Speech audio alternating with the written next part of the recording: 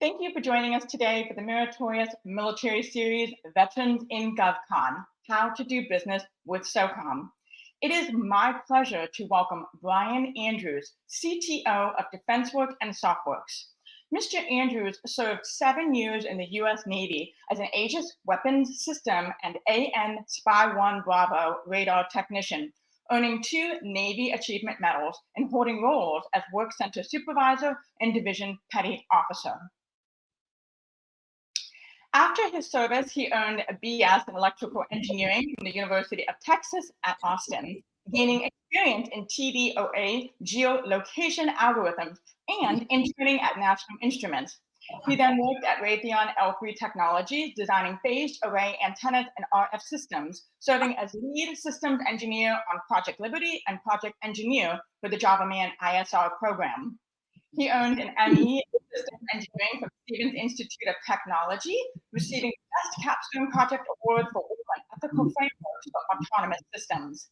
As Deputy Director and current CTO of DEFENSEWERX SOFWERX, he leads efforts to accelerate innovative capabilities for SOCOM through exploration, experimentation, and assessment via the Partnership Intermediary Agreement. Please join me in welcoming Mr. Andrews. Thank you for joining us, sir. All right, thank you, Catherine. All right, can you see my slides or I need to reshare?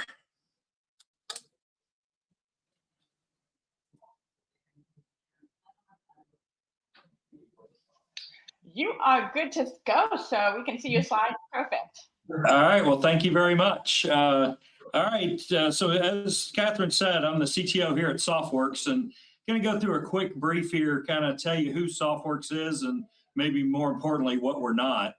And so as we go through this, at the end, please hold your questions at the end. I think we'll have time at the booth. You can come talk to me and ask any details that you want. But we're going to start off with how SOFWERX operates. We operate under a Title 15 Partnership Intermediary Agreement, or a PIA. What's interesting about this relationship, it's not your typical Title 10 contract, subcontract relationship you get into with the government. This is under a different title, and it allows us a lot of flexibility. There's some limitations also, we'll get into those, but a lot of flexibility you don't have with a contractor-subcontractor relationship.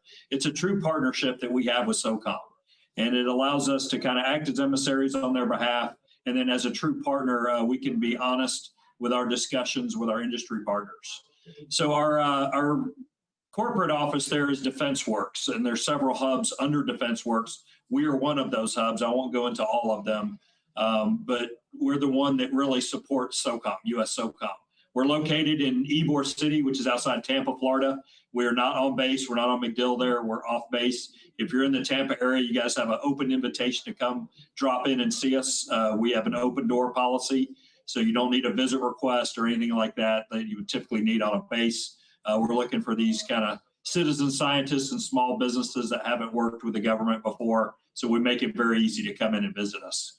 You can find us on Google at our address, and please, if you let me know you're coming, we'll try to set some time to chat either before or after. We also give tours on Wednesdays from 9 in the morning, and at 4 in the afternoon. If you want to catch those times, we'll get you on a tour, kind of walk it through. It makes a lot more sense when you see it. But we have a big tent philosophy. We work with academics. We work with national labs. We have industry partners, small business, large, medium size, you name it, even primes. And then some interagency partners that we work with also. And of course, obviously, SOCOM. So at this point, I always go into kind of a question and answer session. And one of the things I ask is, what's the largest cab company in America? It's not United or Yellow Cab. It's actually Uber. I think Lyft is right behind them, and Uber owns 0 cabs, right? So how are these guys the largest in their industry when they don't own any of the assets? And the best way to think about that is that on the right side there, the word platform. And I always considered us kind of the Uber of technology for SOCOM. They need to ride. They're looking for the technology help in their problems set.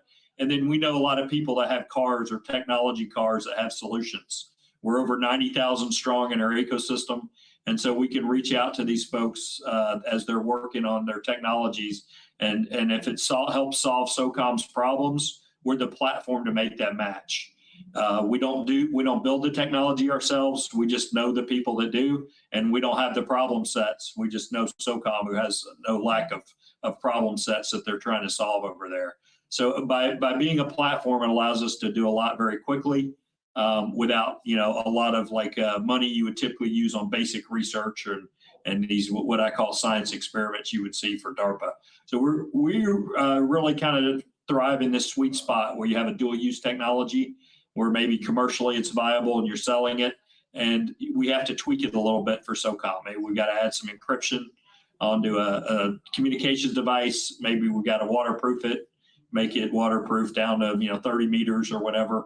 And then that kind of allows us to move very quickly and use the heavy lifting from industry partners that they've already developed a lot of it. Sometimes it's just a problem of getting 3 or 4 companies together. Maybe a professor has an algorithm that he's working on in his office, and there's a piece of hardware that a small company's developed that can run that algorithm, and maybe a larger company has a UI UX that kind of ties it all together. And so that's a user interface or user experience. And then we can bring those 3 folks into our facility, see if they can work together to create a product that wouldn't have existed if they didn't come to us. But our charter, as you can see, is online. We have, like I said, over 90,000 our ecosystem. I'll show you how to join at the end. And then our platform here, our physical building. And that's kind of how we get after. I won't go over some of those buzzwords, but we're really after innovation and trying to find new ways to do things. So how does it work? We get a nomination from SOCOM. It can be from the components, the theater, special operation commands, any of the units.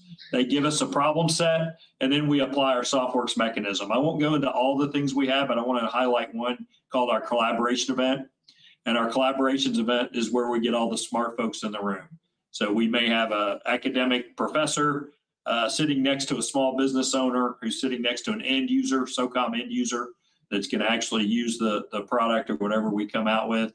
And maybe a colonel's in there with the funding.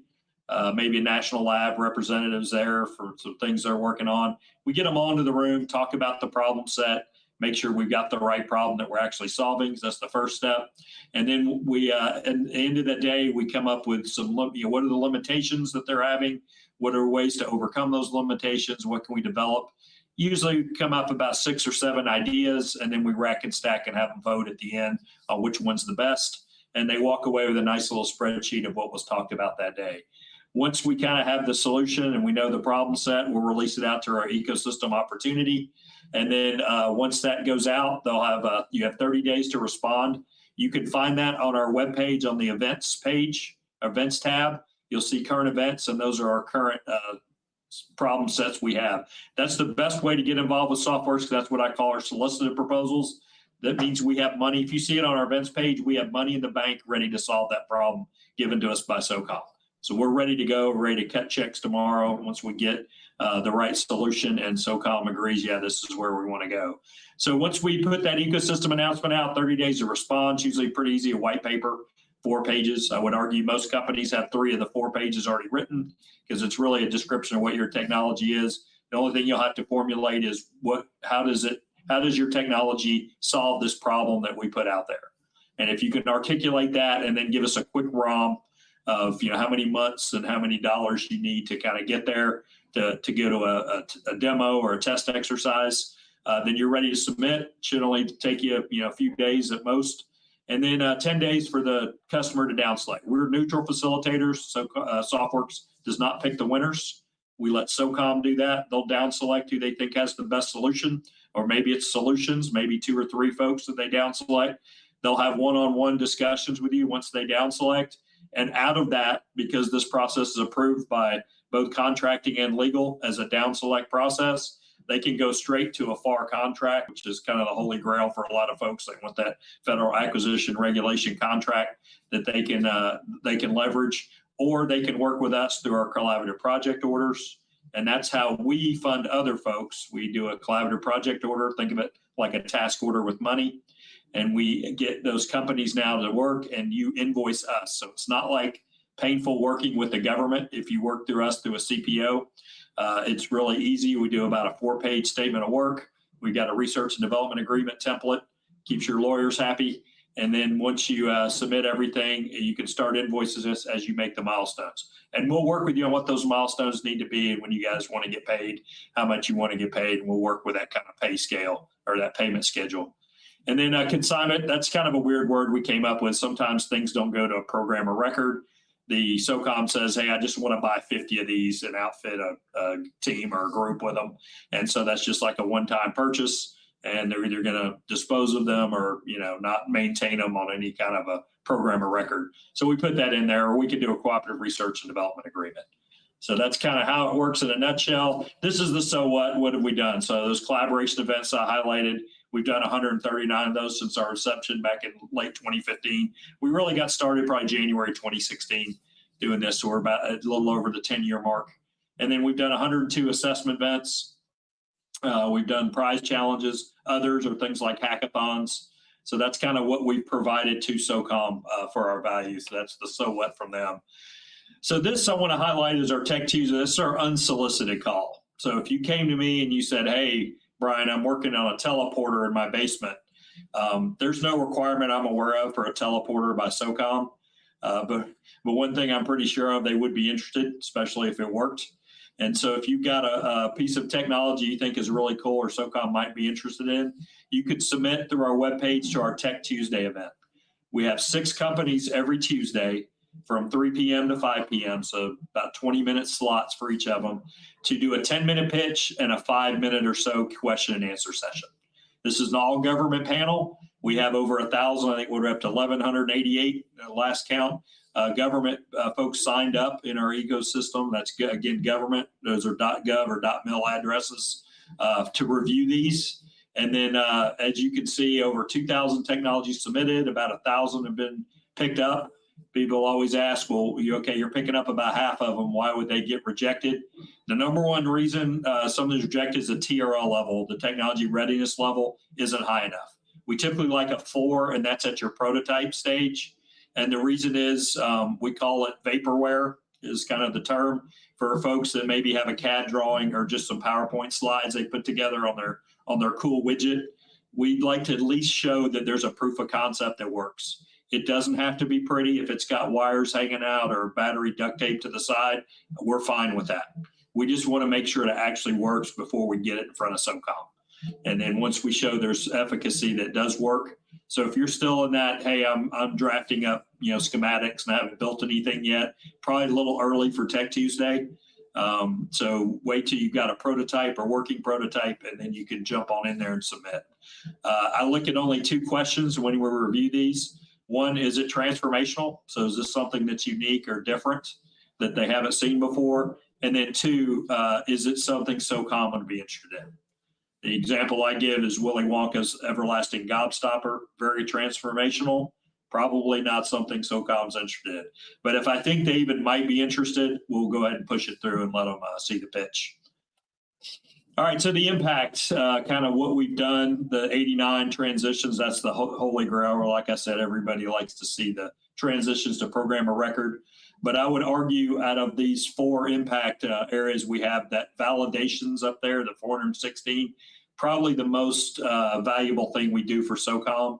And that validation, you can think of it like we validating the technology does what we think it does and will solve the problem that they want to solve. And some of those validations are negative, meaning in other words, it didn't do what we thought it would do. The good thing about that is we can do that quickly with not a lot of SOCOM money. So they can find out if this really does solve their problem or if this is even technologically feasible without going into that big $10 million 3-year contract. So it's really helpful to SOCOM to kind of do proof of concept with us to get to that prototype phase. In the commercial world, they call it MVP, minimum viable product. Get their hands on it and make sure this actually solves their problem and it works. All right, so here's some project examples. I won't go out cover all these, but as you can see, things from drones to body armor, software, even a DCS, that's a dry combat submersible transporter. It's a big trailer. So we've, our projects go everything from submarines to satellites because that's where SOCOM goes and what they own. We do have some advanced manufacturing capabilities. If you come on the tour, we'll show you our shop. So we've got a fabricator in there, can do some welding, cutting, those kind of things. and we have a mechanical engineer to CAD up any drawing. So we can provide that assistance if you're under a CPO, and also SOCOM can put in a request for our foundry for us to build something for them. And there's an example right there. We built a little antenna mount that would mount to their backpack, and we added in some solar panels to help them recharge their phones and small electronics all in there. So total cost only $874 for material. So that shop is kind of at their disposal for them to use. I won't cover all of these, just kind of go through some examples. And then we also do small business innovation research under a pilot program for SOCOM. And the reason that's interesting is under the PIA language, that partnership agreement that we have, it says we're not able to take SBIR money, but what they intended for that Congress was that we're not supposed to take SBIR money. There's nothing preventing us from managing the SBIR program as long as 100% of the dollars go out to the small businesses that are picked up for this program. So again, SOCOM picks the winners, and then we'll help them manage the program so that you can get paid again through us. So they give us the money, and it goes 100% back out to the small businesses as they reach their milestones on their Small Business Innovation Research Fund. Phase 1, Phase 2, and then even a couple of Phase 3s that we've started. All right, so we do have a internship program. So any college students out there, if you've got a son or daughter that's a degree-seeking college student, send them our way every semester. We'll hire about 9 to 10 interns, come work at SOFWERX, really cool place to work, and get to do some really neat stuff. A lot of interns end up grabbing coffee and buying donuts for the group. You'll do more than get more hands-on stuff here technologically. And then STEM, part of workforce development.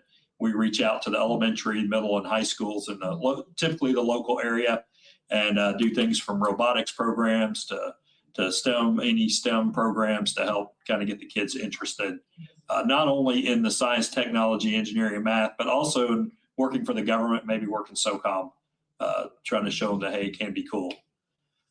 So why SOFWERX? On the left side is the industry reasons. So we're easy to access. You can walk right in.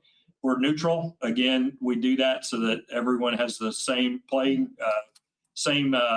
with us. You're all on the same playing field, and we don't, say, hey, this company's better than that company, or we promote this company over another company. We're neutral. SOCOM picks the winners, so we'll give everybody a fair shake. We're non-FAR based, so it makes it really easy and flexible to work with us.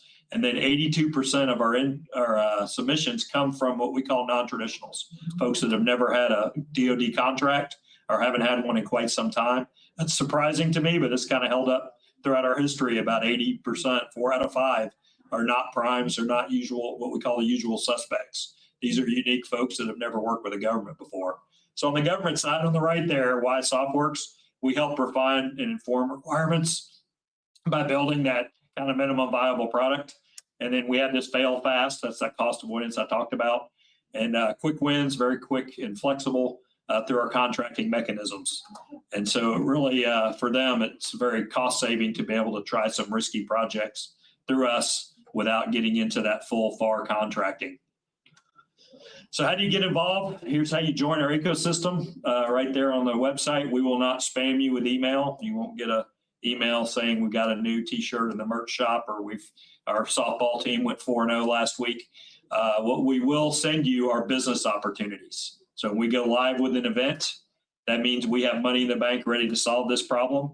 Only thing I'll ask is if you get it and it's not in your wheelhouse, maybe we're doing a cybersecurity event and that's not what you do, but you know a neighbor or you've got a friend that's into cybersecurity, please forward that email to them, because that's how we grow word of mouth. I would say about half the people that show up for our events heard about us through someone else.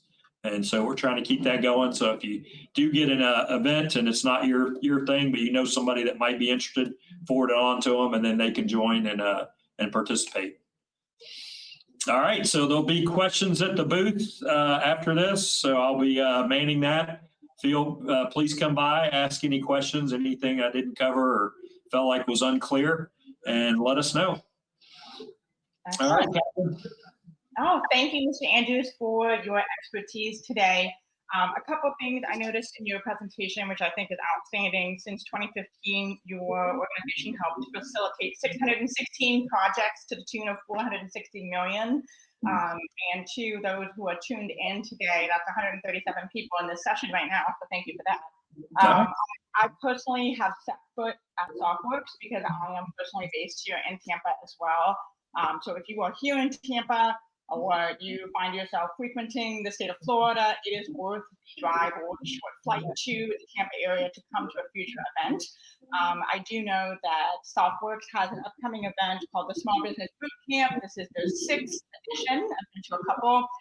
This is March 24th to the 26th here in Tampa. So the first couple of days, if I'm not mistaken, are presentations, like individual, Mr. Andrews always presents. And then the third day is the speed networking, which they do a very good job of. They have an app where you can network with the folks before, during, and after, which I just think is stunning. So again, thank you, Mr. Andrews. We did have a question from one person, and they asked if we can share your slides from today or a variation of it.